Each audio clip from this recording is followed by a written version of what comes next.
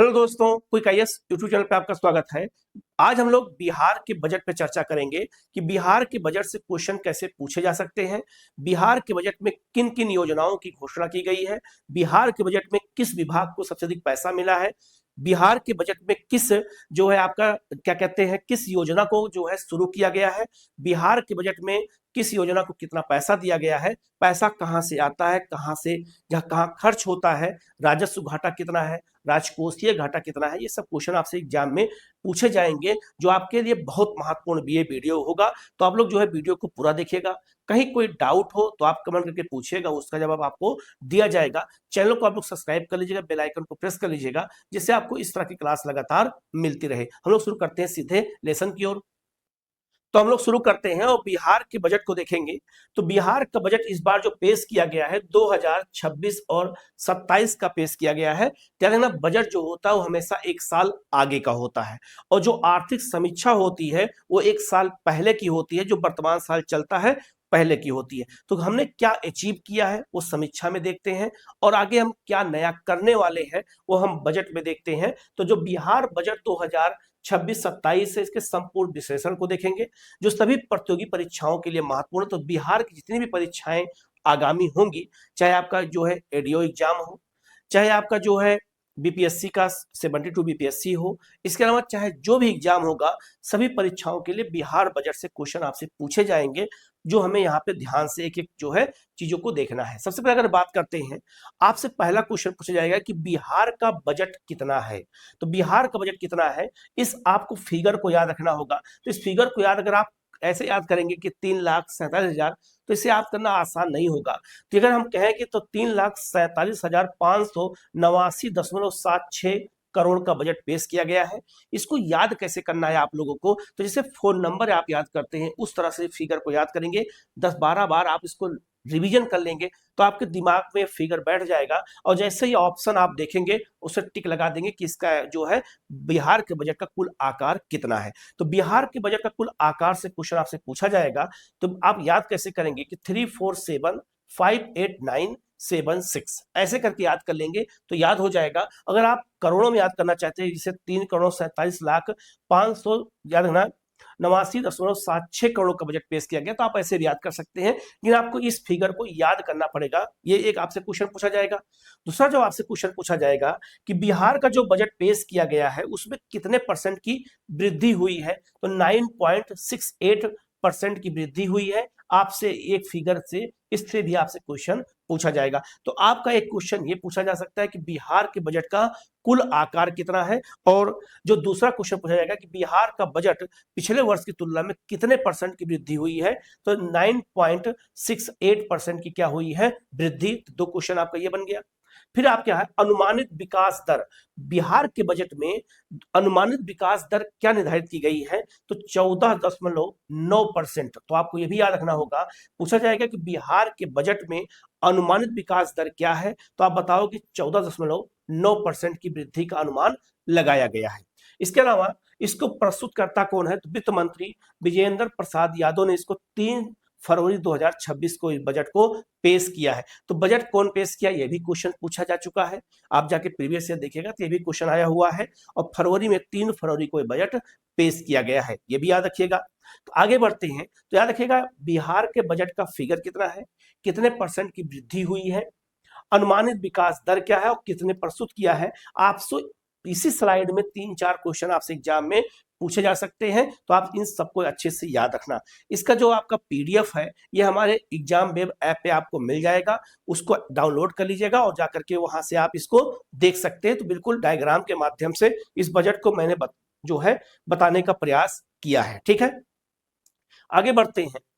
बिहार के बजट में इस बार 7 निश्चय 3 जो है योजना शुरू की गई है। इससे पहले 7 निश्चय 1 और 2 जो है शुरू किया जा चुका था। इस बार 7 निश्चय जो है 3 आपको शुरू किया गया है। कब से कब, अब आपसे क्वेश्चन पूछा जाएगा कि बिहार के इस बार के बजट में जो है जो शुरू किया गया है वो कौन सी मुख्य योजना शुरू की गई है। तो 7 निश्चय 3 शुरू किया गया है, 3।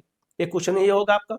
दूसरा, 7 निश्चय जो थ्री योजना है ये कब से कब के लिए है, तो 2025 से 30 के लिए करना है। तो जो 7 निश्चय डिसाइड किए गए हैं उनमें याद रखिएगा वो 2025 से 30 के बीच में अर्थात 5 साल में उसे अचीव करने का लक्ष्य रखा गया है, ये याद रखिएगा। तो याद पूछा जाएगा कि 7 निश्चय 3 योजना का कार्यकाल कब से कब है, अचीव करने का टाइम पीरियड कब रखा गया है, तो 25 से 30, इसको अच्छे से याद रखना। इसके लिए बजट में प्रावधान कितना किया गया है ये भी क्वेश्चन पूछा जाएगा कि 7 निश्चय जो योजना 3 शुरू की गई है कितना पैसा अलॉट किया गया है, तो फिगर पूछा जाएगा। तो 14,800 करोड़ रुपए जो है इस बार जो है इसमें 7 निश्चय 3 में जो इसके लिए आवंटित किया गया है। एक क्वेश्चन आपसे ये पूछा जाएगा और ये याद रखना 7 निश्चय में कौन कौन सी चीजें शामिल की गई हैं ये भी पूछा जाएगा। अब इसको जरा हम डायग्राम के माध्यम से देखेंगे तो हमें जल्दी क्या होगा याद हो जाएगा। जैसे पहला एक आपका है कि प्रति व्यक्ति आय दुगुनी करना। अगले 5 वर्षों में लक्ष्य रखा गया है कि आर्थिक विकास और उत्पादकता में तेजी लाना, गरीबी उन्मूलन और जीवन स्तर में सुधार करना है। ये एक 7 निश्चय का एक पहला सेगमेंट है। दूसरा आपका है ज्ञान, अर्थात गुणवत्तापूर्ण शिक्षा और कौशल विकास पर जोर देना।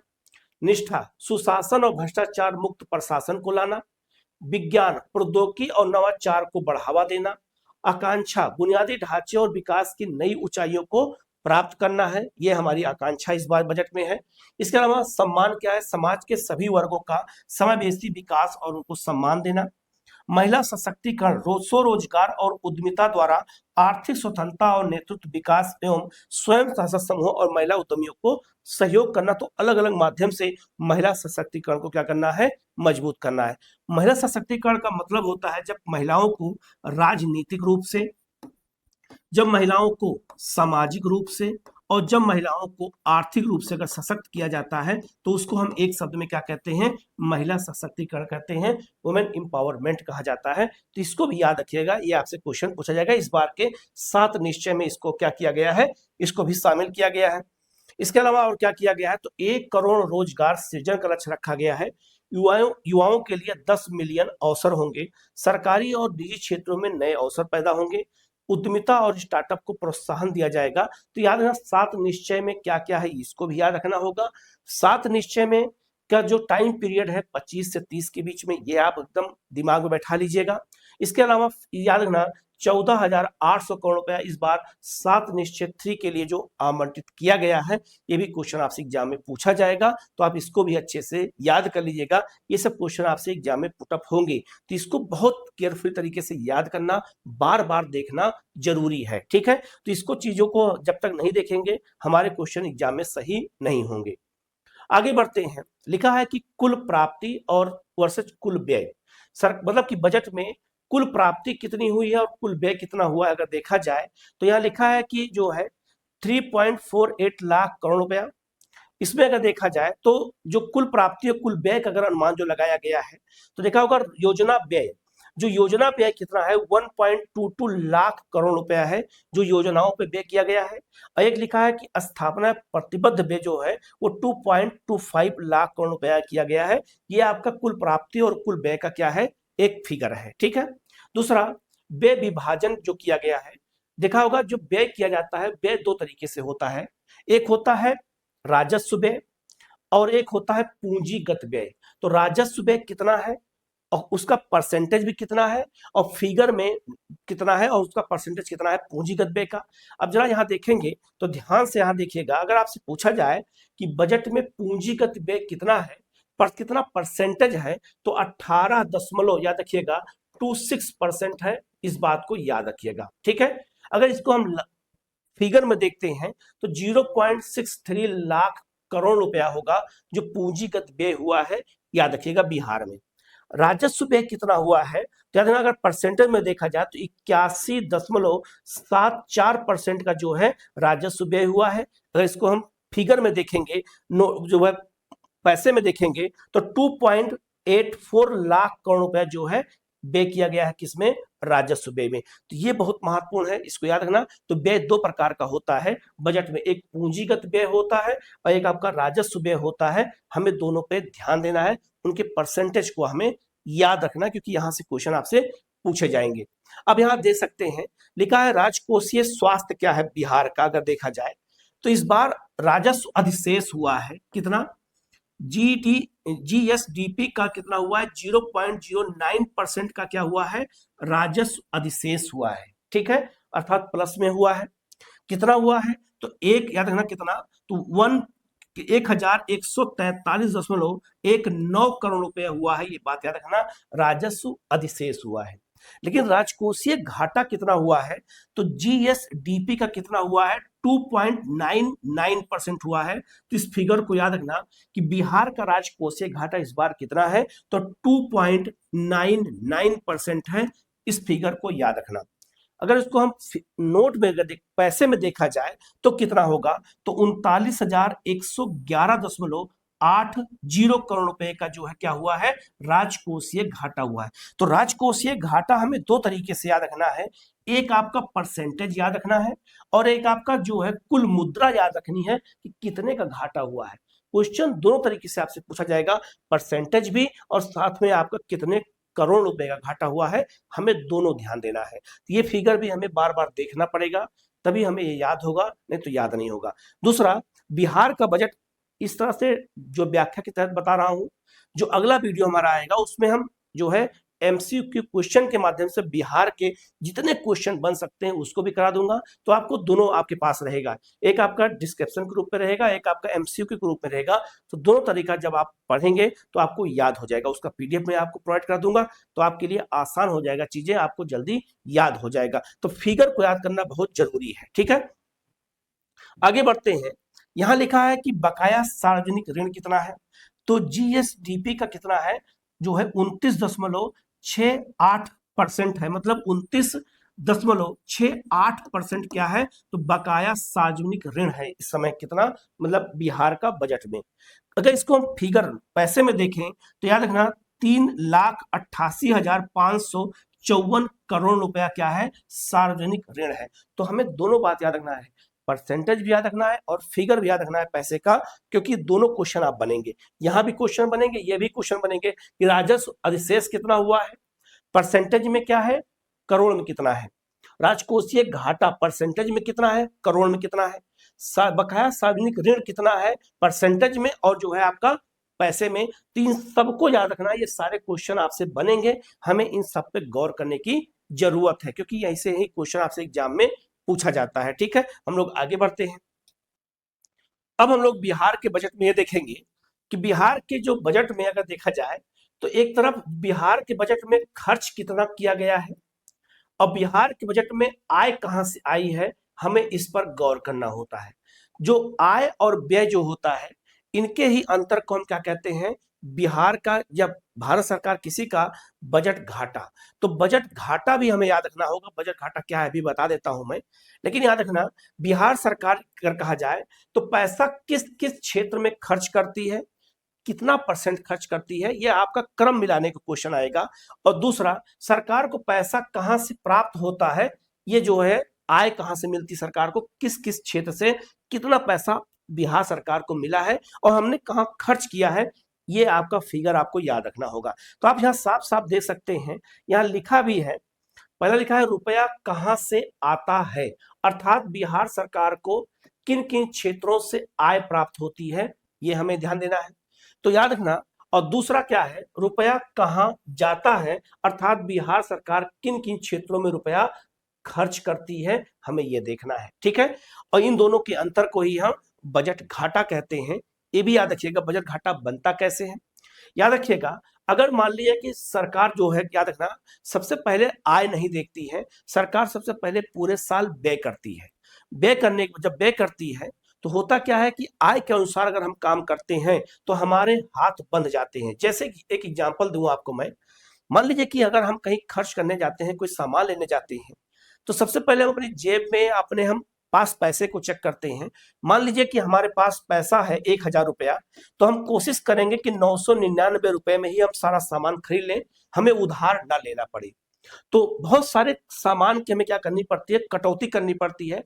पता लगा कि हम लंबी चौड़ी लिस्ट बना के ले गए हैं, लेकिन जब सामान लेने गए हम वहां पर, तो पता लगा कि हमारे पास आय तो फिक्स है, इससे ज्यादा पैसा हमारे पास है नहीं, और सामान हमारे पास जो लेना है 1500 रुपए लेना है, तो हम क्या करेंगे, 500 रुपए की कटौती करेंगे और ये कोशिश करेंगे कि अगले महीने हम ले लेंगे। हमारे घरों में जो आम बजट बनता है वो ऐसे ही बनता है। जो पिताजी आय ले जो वेतन मिलता है, उसका जो घरेलू खर्च होता है, देखा होगा आपके घर में, कुछ आप डिमांड करते हैं तो कुछ कटौती होती रहती है कि इस महीना रहने दो, अगले महीने ले लेना। क्यों? क्योंकि हम आय के अनुसार व्यय करते हैं। तो जब आय के अनुसार व्यय करते हैं तो हमारे हाथ बंधे होते हैं। लेकिन सरकार इसका ठीक उल्टा करती है। आम आदमी आय के अनुसार व्यय करता है, लेकिन जो सरकार काम करती है वो पहले व्यय करती है, वो अलग अलग क्षेत्रों में पैसा खर्च करना शुरू कर देती है। इसीलिए देखा होगा कि जहां भी पैसा फिगर आता, देखा होगा करोड़ों में लिखा होता है। तो पैसा सरकार क्या करती, पूरे साल जब खर्च करती है, जब लास्ट में सरकार बजट बनाती है तो क्या करती है, मान लीजिए कि सरकार ने व्यय कितना पैसा किया, ध्यान दीजिएगा आप, यहाँ पे बहुत समझने वाली बात है। मान लीजिए कि सरकार ने पूरे वर्ष व्यय किया जो है कितना, 150 रुपए का मान लो सरकार ने व्यय किया। अब व्यय करने में क्या होगा कि हाथ तो खुल गए। अब सरकार जहां चाहेगी वहां जो है पैसा जो है खर्च करेगी, क्योंकि उसके पास हाथ उसके खुले हैं। हमें आय देख करके व्यय नहीं करना है। इसीलिए हम जो है समाज के हर वर्ग तक हम योजनाओं को पहुंचा पाते हैं, हम विकास काम को आगे बढ़ा पाते हैं। पैसा देख के काम करेंगे, तो पैसा के अनुसार देख के काम करेंगे तो हम हर क्षेत्र में विकास नहीं कर सकते, हमें कटौती करनी पड़ेगी, जैसे हम घरेलू बजट में करते हैं। उसी तरीके से देखिएगा कि जब व्यय मान लीजिए सरकार ने किया 150 रुपए का, सरकार को आय प्राप्त हुई। अब सरकार ने अपने महीने के साल के लास्ट में देखा कि मैंने मान लीजिए 150 रुपए का व्यय किया और हमारी आय कितनी है, मात्र 100 रुपए का। तो याद रखिएगा हमें क्या मिला, हमें 50 रुपए का घाटा हुआ, क्योंकि हमने व्यय ज्यादा किया है, आय हमारे पास कम है। इसीलिए देखा होगा सरकार के जितने भी बजट बनते हैं, चाहे वो बिहार का बजट बने, चाहे वो किस केंद्र सरकार का बजट बने, हमेशा घाटे का बजट बनता है। इसी को कहते हैं घाटे का बजट कहते हैं। तो घाटे का बजट बनाने से फायदा सरकार को होता है, जनता को फायदा होता है कि जनता तक योजनाएं आसानी से पहुंच सकती हैं और कई योजनाएं शुरू की जा सकती हैं। दूसरा, अब मान लो ये 50 रुपए का घाटा कैसे पूरा किया जाएगा, तो केंद्र सरकार के स्तर पर क्या होता है, सरकार इतने मूल्य का 50 रुपए के मूल्य का सोना जो है आरबीआई के पास रखती है, उतने मूल्य का आरबीआई नोट छाप देता है और उस घाटे को पूरा कर ले जाता है। 150 पूरा हो गया। जो ये पैसा छापा गया है, जिससे घाटे की वित्त व्यवस्था की गई है, अर्थात जो घाटा हुआ है इसके लिए हमने क्या किया है, वित्त अर्थात पैसे की हमने क्या कर दिया, व्यवस्था कर दिया है। तो इसी को आप देखेंगे, इसी को हिनार्थ प्रबंधन कहते हैं। क्या कहते हैं? इसी को हिनार्थ प्रबंधन कहते हैं, इसी को घाटे की वित्त व्यवस्था कहते हैं, जो आपके इकोनॉमिक्स में टर्मिनोलॉजी होती है, जिसको जानना जरूरी है। तो सरकार इसलिए हमेशा घाटे का बजट बनाती है और बाद में उस पैसे को पूरा कर लेती है। तो याद रखना, बिहार का भी बजट ऐसे ही बनता है। तो जो पैसे जो घाटा हो जाता है तो केंद्र सरकार से अनुदान मिल जाता है, या फिर जो है राज्य सरकारें उसका लोन लेकर के उस घाटे को पूरा कर लेती हैं। तो बिहार सरकार का जो ये बजट पेश किया गया 2026-27 का, इसमें बिहार सरकार ने रुपया कहां से आता है, अर्थात रुपये बिहार सरकार को किन क्षेत्रों से आय प्राप्त हुई है, अगर हम इसको देखते हैं तो आपको ये शुरू के जो 5 दिए गए हैं, इनको आपको ये आपको ये भी याद रखना होगा और इसका परसेंटेज भी याद रखना होगा, क्योंकि आपसे क्वेश्चन पूछा जाएगा, क्रम से क्वेश्चन पूछा जाता है, घटते से बढ़ते से घटते क्रम में, कि जो रुपया आया हुआ है अर्थात जो आय प्राप्त हुई है किन क्षेत्रों से प्राप्त हुई है और कितनी प्राप्त हुई है, उनका एक क्रम आपको मिलाने को आ सकता है। एक इस तरह क्वेश्चन आता है। एक क्वेश्चन आपसे ये पूछा जाता है कि जो पैसा खर्च हो रहा है वो अलग अलग क्षेत्रों में पूछा जा सकता है। जैसे क्वेश्चन पूछा जाएगा कि बिहार के बजट 2026-27 में केंद्रीय करों में राज्यों का हिस्सा कितना % प्राप्त हुआ है, तो सबसे बड़ा फिगर यही है आय का। तो कितना होगा, 45.49%। तो इंडिविजुअल भी क्वेश्चन ऐसे आपसे एग्जाम में पूछे जा सकते हैं, जिसको हमें गौर करने की जरूरत है। तो बिहार सरकार को कहां कहां से जो पैसा प्राप्त हुआ है, अगर हम इसको देखते हैं आय कहां कहां से मिली है, तो जो सबसे नंबर 1 पर कौन सा है आपका, नंबर 1 पर है केंद्रीय करों में राज्य का हिस्सा। तो जो केंद्रीय कर होते हैं उसमें जो राज्य का हिस्सा है बिहार को कितना मिला है, तो 45.49% मिला है। इस फिगर को याद रखना, ये नंबर 1 पर है। नंबर 2 पे कौन सा है, राज्य सरकार का कर राजस्व, अर्थात जो राज्य सरकार बिहार सरकार है उसके जो सोर्स हैं, जो उससे पैसा मिला है कितना है, 18.92% है, ये आपको याद रखना है। ठीक है, नंबर 3 पे कौन सा हो गया, ऋण, सार्वजनिक ऋण, बिहार सरकार ने ऋण भी लिया है, तो कितना लिया है, तो 17.81%, ये आपको याद रखना है, नंबर 3। नंबर 4 पे क्या है, राज्य का स्वयं का गैर कर राजस्व कितना है, तो 2.70% है, ये नंबर 4 पर है। और नंबर 5 पर है ऋणों की जो वसूली हुई है, बिहार सरकार ने बहुत से संस्थाओं को ऋण भी दे रखा है, तो उसके जो वसूली हुई है कितना हुई है, तो 0.15% की हुई है। तो याद रखना ये 5 क्षेत्रों से, मुख्य 5 क्षेत्र है जहां से बिहार सरकार को आय की क्या हुई है, प्राप्ति हुई है। तो ये बहुत इंपॉर्टेंट है, इस फिगर को आपको याद रखना होगा क्योंकि यहां से क्वेश्चन पूछा जाता है। तो आप इनके क्रम को भी याद रख सकते हैं, इनके फिगर को भी याद रखना होगा, कितना परसेंट पैसा आया है कहां से। तो शुरू के 5 तो याद रखना जरूरी है, क्रम से पूछा जाए या इंडिविजुअल अलग अलग क्वेश्चन पूछा जाए, आप दोनों के लिए तैयार रहना क्योंकि यहां से क्वेश्चन आता है। ठीक है, अब हम लोग आगे बढ़ते हैं।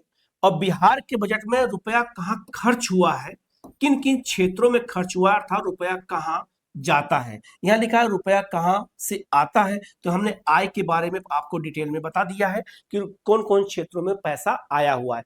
खर्च कहां हुआ है, इन जो है मदों को याद रखना होगा क्योंकि परसेंटेज के अनुसार ये घटते क्रम में नीचे तक लिखे गए हैं। तो आपके शुरू के 5, जैसे आपके आय के बारे में पूछा जा सकता है वैसे आपके व्यय के बारे में पूछा जा सकता है, तो इनको आपको याद रखना है। तो लिखा है सबसे ज्यादा पैसा कहां खर्च हुआ, नंबर 1 है सामाजिक सेवाओं पर। सामाजिक सेवाओं पर 41.55 अर्थात 41 जो है 5% पैसा किस पे खर्च हुआ है, तो सामाजिक सेवाओं पे खर्च हुआ है, जो सबसे बड़ी मद है। अब यहाँ देखो सबसे अधिक आय जो बिहार को मिली है वो केंद्रीय करों में राजस्व का हिस्सा 45.49% और सामाजिक सेवाओं पे सबसे अधिक पैसा खर्च हुआ है 41.55%। तो सबसे अधिक पैसा कहाँ खर्च हुआ है, कहां से आया है और कहां खर्च हुआ है, पहला जरूर याद रखना, यहां से आपसे क्वेश्चन पूछा जाएगा। इसके अलावा नंबर 2 पे कौन है, सामान्य सेवाओं पर 28.12% पैसा खर्च हुआ है। नंबर 3 है आर्थिक सेवाओं पर कितना खर्च हुआ है, तो 23 जो है 0.39% खर्च हुआ है। नंबर 4 कौन सा है आपका, सार्वजनिक ऋण की अदायगी पर 6.52% पैसा खर्च हुआ है। अग्रिम और ऋण पर 0.41 पैसा खर्च हुआ है। अनुदान और अंशदान पर 0.01% पैसा खर्च हुआ है। तो याद रखना शुरू के 3-4 आपको इधर के याद रखना होगा खर्च के, और 3-4 आपको याद रखना होगा आय के, कहां कहां से पैसा बिहार सरकार को बजट में मिला है, कहां खर्च किया गया, ये क्वेश्चन आपसे पूछा जाएगा, तो इनको अच्छे से याद रखना। इनको याद करने का एक तरीका यह भी हो सकता है कि जो चीजें फिगर आपको न याद हो, जो परसेंटेज आपको न याद हो, क्योंकि परसेंटेज सीधा सीधा क्वेश्चन यहाँ से पूछा जाता है, तो इसको गलती हम क्यों करें, क्योंकि आपको पता होगा कि आप जब पेपर दिए होंगे तो या 2 नंबर से 3 नंबर से 4 नंबर से ही क्वेश्चन हमारा सिलेक्शन नहीं हो पाता है। तो इस बार थोड़ा और ताकत लगा लो जिससे आपका सिलेक्शन हो जाए। तो करना क्या है कि जो जो आपको भूलने वाला हो, शुरू के 5 शुरू के 4 जो है उनको लिख लो, जो जो फिगर भूलता हो उसको लिख करके आप जहाँ पढ़ाई करते हो, जो आपका रूम है वहां टेबल पे बगल में दीवार पे चिपका दो, उसको बार बार देखते रहोगे तो आपको ये याद हो जाएगा। इसके अलावा आप लिख करके पर्ची बना करके उसको जेब में रख सकते हैं, कहीं आ जा रहे हैं, ऑफिस में अगर मान लो काम करते हैं, पढ़ने का टाइम नहीं मिलता तो वहां भी हम इसको देख करके याद कर सकते हैं। इसके अलावा लिख लिख करके इसको याद कर डालो, एक बार 2 बार पहले पढ़ लो, फिर लिखने का प्रयास करो। जब लिखोगे रफ पर तो भी जो है 3-4 बार गलती जो होगी, लेकिन आपको क्या होगा, याद हो जाएगा। तो इन सबको याद करना क्या है, बहुत जरूरी है, क्योंकि यहाँ से क्वेश्चन पूछे जाते हैं। तो कहाँ पैसा खर्च हुआ है, कहाँ से आया हुआ है, इसको आप अच्छे से याद रखना, यहां से क्वेश्चन आपसे पूछा जाएगा। आगे बढ़ते हैं, प्रमुख विभागीय आवंटन अर्थात विभाग, किस किस विभाग को सबसे अधिक पैसा दिया गया है। तो नंबर 1 पर आपका है शिक्षा विभाग। शिक्षा विभाग को बिहार में सबसे ज्यादा पैसा खर्च किया गया है जो, तो आपको ये करोड़ में भी पूछा जा सकता है और परसेंटेज पूछा जा सकता है। तो सर्वाधिक पैसा शिक्षा को परसेंटेज अगर पूछा जाए तो 19.63% पैसा किसको किया गया है, शिक्षा पे खर्च किया गया। सीधा सीधा क्वेश्चन आपसे पूछा जाएगा कि शिक्षा पे कितना पैसा खर्च किया गया है, किस क्षेत्र को सबसे अधिक पैसा खर्च किया गया, ये याद रखना है। कितना पैसा खर्च किया गया है, तो 68,216.95 करोड़ रुपया शिक्षा पे खर्च किया जा रहा है। तो आपको ये पैसे का फिगर पूछा जाए तब भी याद रखना, परसेंटेज पूछा जाए तब भी याद रखना, लेकिन परसेंटेज पूछने का चांस ज्यादा होता क्योंकि ऐसे क्वेश्चन आए हुए हैं, तो गलती मत करिएगा। दूसरा आपका ग्रामीण विकास जिस पे पैसा खर्च हुआ है कितना, तो 23,701.18 करोड़ रुपया। नंबर 3 स्वास्थ्य पे याद रखेगा 21,000 जो है कितना 270.41 करोड़ रुपया खर्च हुआ है किस पे, स्वास्थ्य पर। और ऊर्जा पे खर्च हुआ है 18,737.06 करोड़ रुपया खर्च हुआ है। तो शुरू के 4 जरूर याद रखना, यहां से क्वेश्चन आपसे एग्जाम में पूछा जाएगा, क्योंकि क्रम से कभी कभी क्रम मिलाने को आ जाता है, कभी कभी इंडिविजुअल पूछा जाए, तो आप इनको अच्छे से याद रखना, यहाँ से क्वेश्चन पूछा जाएगा। सबसे ज्यादा जो चांस होता है वो शिक्षा से, क्योंकि सबसे अधिक पैसा इस पे खर्च किया गया है, और दूसरा स्वास्थ्य पर, तो इसको बहुत अच्छे से याद रखिएगा। ठीक है, आगे बढ़ते हैं हम लोग। इसके बाद है आपका परीक्षा उपयोगी। अगर देखा जाए तो बिहार की राष्ट्रीय रैंकिंग क्या है, बिहार के अलग अलग जो उत्पादन है उनका राष्ट्रीय स्तर पर क्या रैंकिंग है।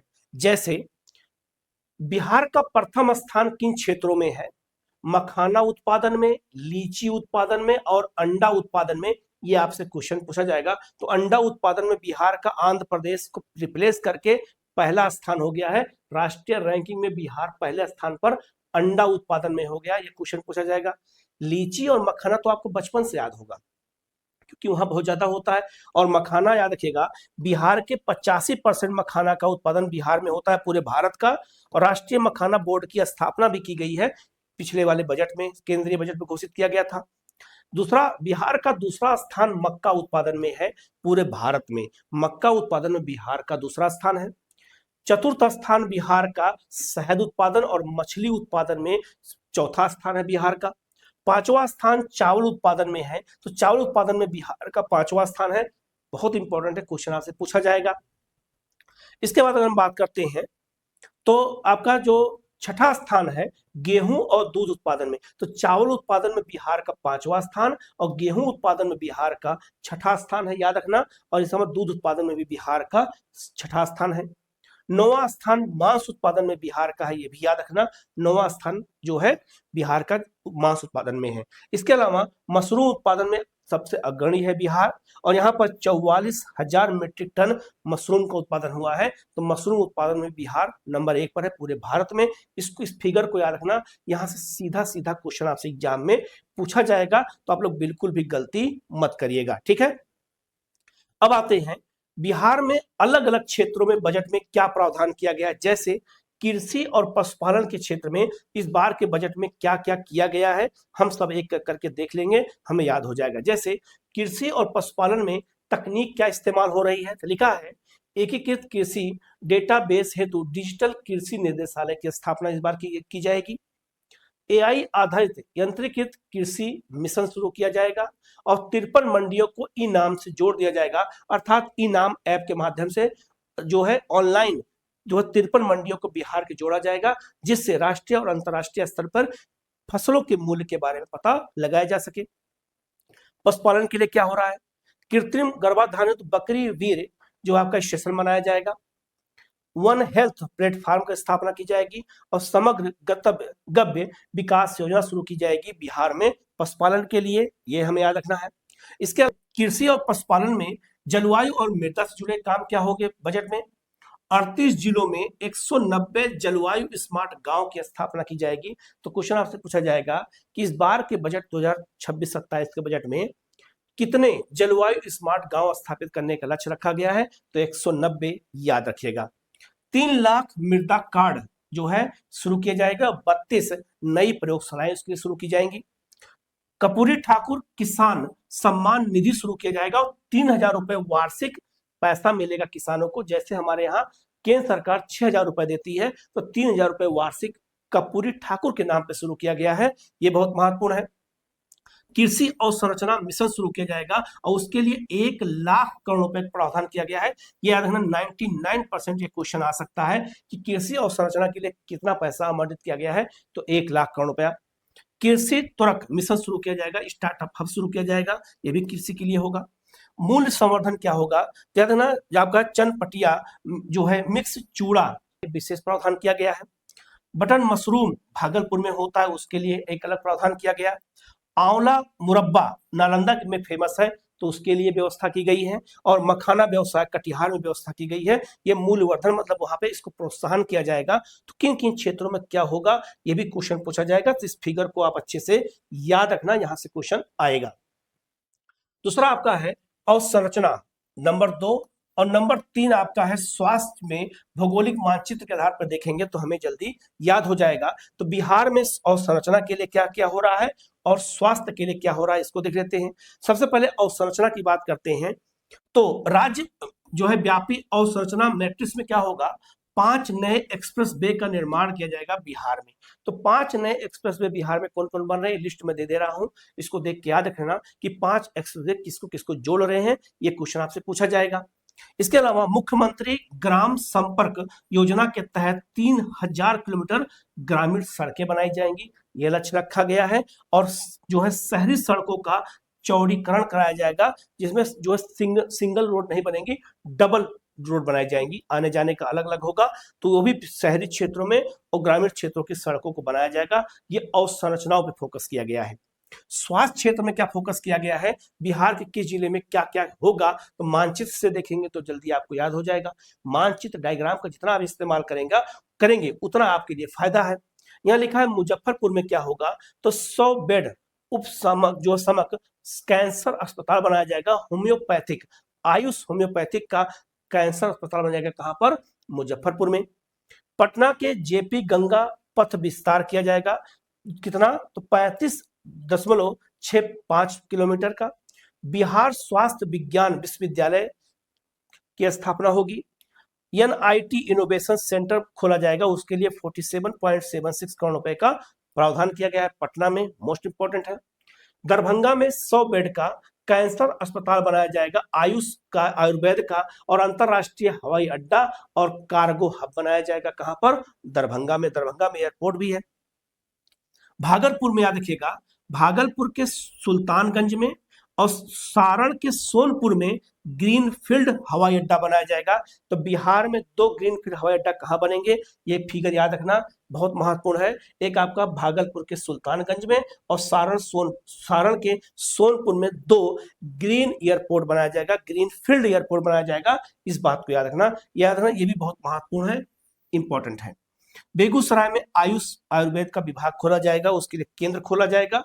तो स्वास्थ्य के लिए ये काम बिहार में होगा। और संरचनाओं के लिए क्या किया जाएगा, एक साथ जब आप पढ़ेंगे तो आपको याद हो जाएगा। ठीक है, आगे बढ़ते हैं। उद्योग, युवा और महिला सशक्तिकरण के लिए काम क्या हो रहा है। सबसे पहले हम उद्योग की बात करते हैं। तो बिहार के बजट में उद्योग के लिए क्या क्या हो रहा है, इसको हमें जानना जरूरी है। ठीक है, तो एक साथ दे दिया गया है तो आपको याद करना आसान हो जाएगा, समझना आसान हो जाएगा। तो याद रखना लक्ष्य क्या है कि 50 लाख करोड़ निवेश किया जाएगा उद्योग में, 20 लाख रोजगार प्रतिवर्ष दिया जाएगा। रोजगार दिया जाएगा, नौकरी नहीं, ये बात याद रखना, यहाँ रोजगार की बात हो रही है। सूक्ष्म लघु और मध्यम उद्यम निदेशालय की स्थापना होगी और व्यवसाय आयोग बनाया जाएगा। मोस्ट इंपोर्टेंट है, याद रखना कि बिहार के बजट में एमएसएमई उद्यम निदेशालय बनाया जाएगा और साथ में व्यवसायिक आयोग बनाया जाएगा। ये एमएसएमई के लिए है, बहुत महत्वपूर्ण है। ठीक है, स्टार्टअप सहायता के लिए रहना जो है 1597 लोगों का चयन होगा, जिसमें 235 महिलाओं द्वारा किया जाएगा और इसके लिए 84.96 करोड़ रुपए का फंड आवंटित किया गया है। फतुहा में लॉजिस्टिक पार्क बनाया जाएगा, बहुत महत्वपूर्ण, याद रखिएगा। और यहाँ पे फिनटेक पार्क, फिनटेक सिटी बनाई जाएगी, कहाँ पे, फतुहा में, नोट कर लीजिएगा। और अमनौर में फार्मास्यूटिकल पार्क बनाया जाएगा दवाओं के लिए, ये याद रखना, ये भी बहुत महत्वपूर्ण है, जो उद्योगों के लिए काम होगा।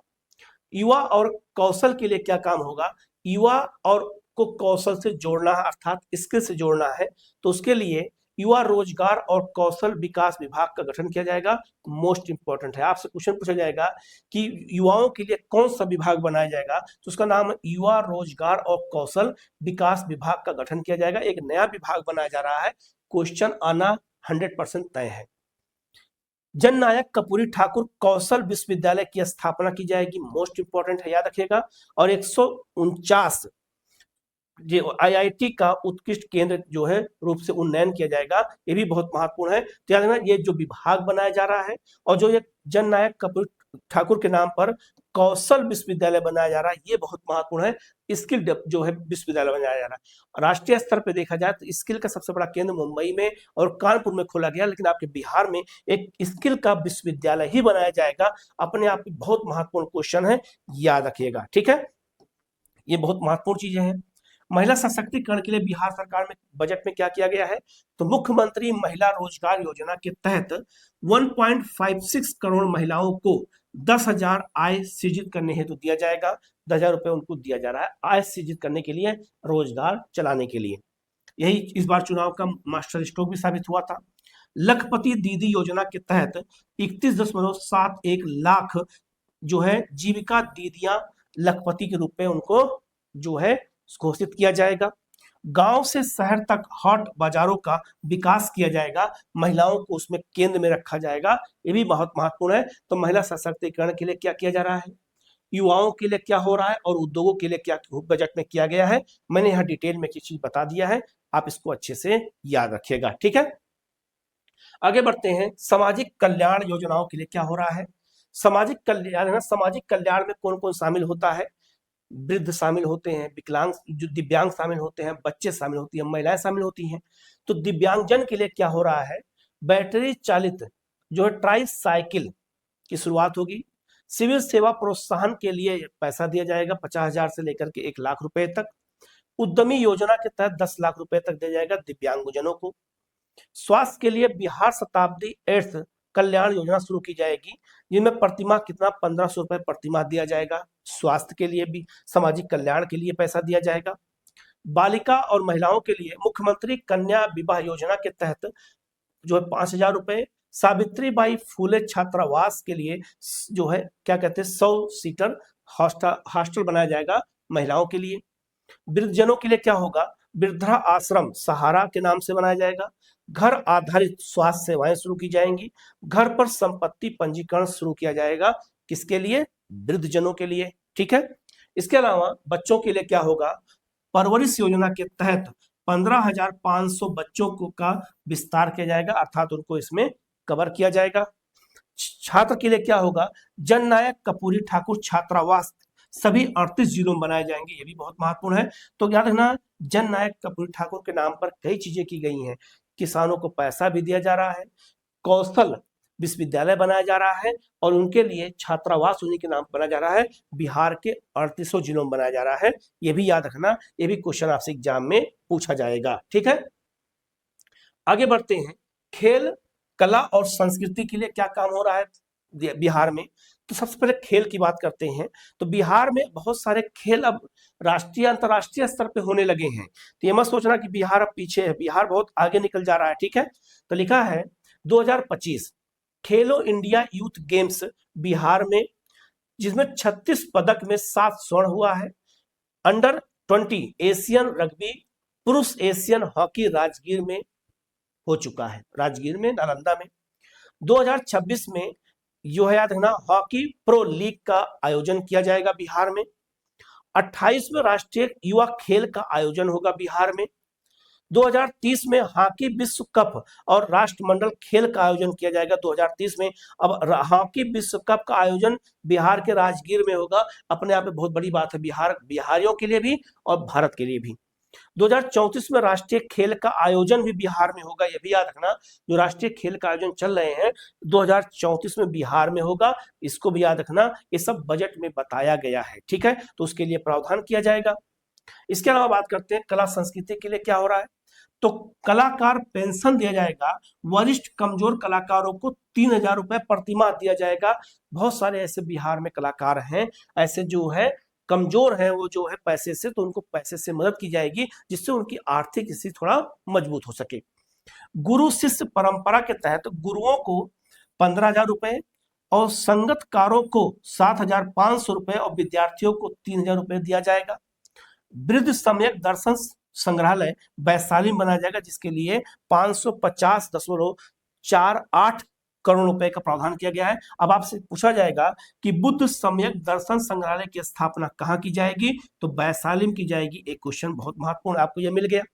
इसके अलावा बिहार में फिल्म हमारे यहाँ बिहार में भोजपुरी फिल्म तो बनती है, लेकिन राष्ट्रीय फिल्में भी बिहार में बने, मतलब कि बॉलीवुड की भी फिल्में बने, इसके लिए क्या काम किया गया है, बिहार फिल्म नीति 2024 लाई गई थी, जिसमें 30+ फिल्मों की शूटिंग की जाएगी, जिसके लिए छात्रा जो है करोड़ रुपए छात्रवृत्ति का भी प्रावधान इसमें किया गया है। ये भी बहुत महत्वपूर्ण है, इसको भी हमें अच्छे से याद रखना है। ठीक है, आगे बढ़ते हैं। पर्यावरण के लिए काम क्या हो रहा है, पर्यावरण, पर्यटन और जलवायु के लिए बिहार में क्या हो रहा है। प्रमुख इको पार्क, याद रखना, जो इको पार्क कहाँ कहाँ बिहार में बनाया जा रहा है, सब यहाँ पे दे दिया गया है, उसको याद रखना, किस जिले में किस स्थान पे, जैसे रोहतास या कैमूर में, करमचट में, याद रखना, वैशाली के बरेला में, नवादा के खुरी में, जमुई के गढ़ी में, कटिहार के आपका गोगाबिल में, और बेगूसराय के जो है कंवर झील में क्या हो रहा है, यहाँ पे प्रमुख इको पार्क बनाया जाएगा। ये बजट में बताया गया, तो याद रखना, इनको याद रखना, ये क्वेश्चन आपसे एग्जाम में पूछा जाएगा, तो गलती बिल्कुल मत करिएगा आप लोग। ठीक है, बहुत इंपॉर्टेंट चीज है, याद रखना है। ठीक है, इसके अलावा अगर बात करते हैं, बिहार में वर्तमान में 6 रामसर स्थल हो चुके हैं, तो 6 रामसर स्थल कहाँ कहाँ पे है, इनको हमें याद करना जरूरी है। कहाँ कहाँ पर है, याद रखेगा, एक आपका कांवर पहले से था, नागी नकटी आपका ये भी था, उदयपुर झील, गोगाबिल, गोकुल और आपका गोकुल जलाशय, ये 6 टोटल हो चुके हैं। तो यहाँ मैं एटलस में मैप लगा दे रहा हूँ, बिहार का मैप मैं यहाँ लगा दे रहा हूँ, कौन कौन से बिहार में रामसर स्थल किस जिले में है, ये मैप के आधार पे आप याद कर लीजिएगा, ये क्वेश्चन यहाँ से पूछा जाएगा, इंपॉर्टेंट है। ठीक है, दूसरा, नेट जीरो, याद रखना, नेट जीरो लक्ष्य जो है भारत सरकार का भी है और बिहार सरकार का भी है, 2070 तक कार्बन उत्सर्जन को 0 कर देना है, इसी को नेट जीरो नाम दिया गया है।